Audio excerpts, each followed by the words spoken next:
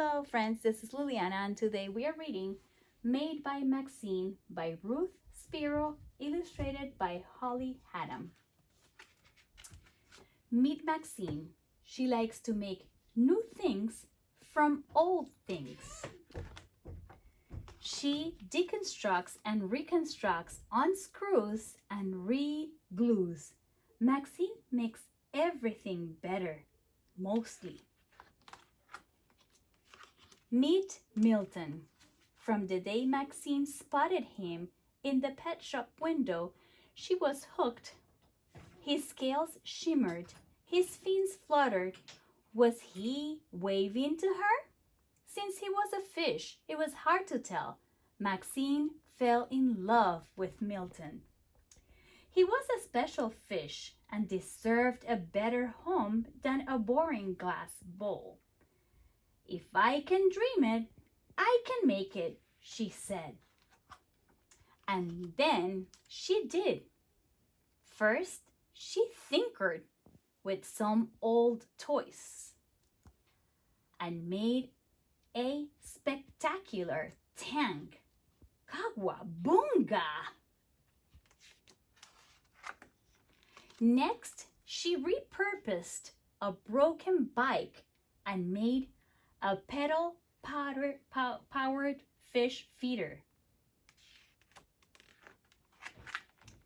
For a final touch, Maxine repurposed some vegetables and made music. Catchy tune. Being a fish, he was not much of a dancer, but Milton wiggled his fins to the beat, practicing his slick moves. One day at school, Mrs. McMiller made an exciting announcement. This week, we'll have a class pet parade, she said. We'll meet on the playground after school and then march around the building. If you don't have a pet at home, you may borrow one from our classroom. I will bring Milton, my goldfish, said Maxine. I'll bring Mittens, my kitten. I'll bring Felix, my ferret. It's a pet parade, not a wet parade. Milton is a very special fish, she replied. You'll see.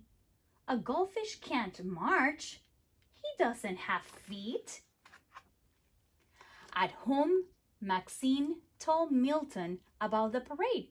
He bubbled with excitement. Being a fish, he didn't get out much. It's okay if you don't have feet, Maxine said.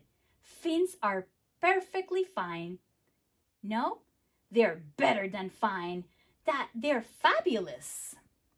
But Milton's spectacular tank was also spectacularly heavy.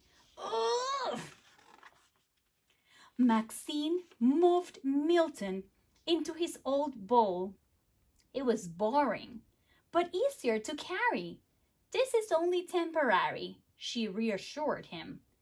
Then they practiced marching. Splish, splosh, splish. I feel sick. Maxine's enthusiasm was damped along with her sneakers. We need to make this fish bowl better, said Maxine. She collected containers from all around her house. Maxine fitted and filled, fixed and fiddled. Maybe this isn't such a good idea.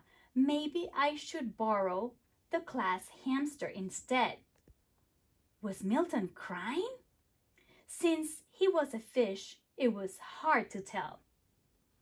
As the big day approached, the pet parade was all anyone could talk about. I brushed Mitten so she's extra fluffy. I made Felix a new sparkly collar. Maxine thought about Milton. With his shimmering scales and flirty fins, he was beautiful and funny and smart and talented, and he was her friend. Sorry, hamster. I'm marching with Milton. After school, Maxine picked up her pencils and paper and planned her project.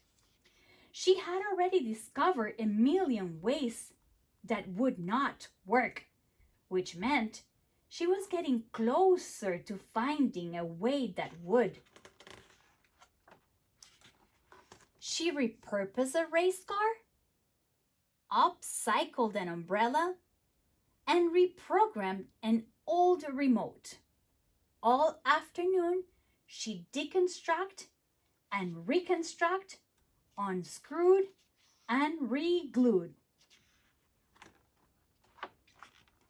She tinkered and hacked, bent parts forward and backward. Maxine made music playing, fin wiggling, wave sensing, wheel spinning, dance powered. Fantastic! Fintabulous! Fincredible! Fishmobile Pet Parade Float! Meet Milton, said Maxine, my very special fish. He's dancing and diving. Watch your feet coming through. Mrs. McMiller complimented Milton on being the best behaved pet of all. Was he blushing? Since he was a fish, it was hard to tell. She also complimented Maxine on finding a way to include Milton in the parade. If I can dream it, I can make it, Maxine said, and she did. The end. Anything is possible with enough tinkering, imagination, and perseverance.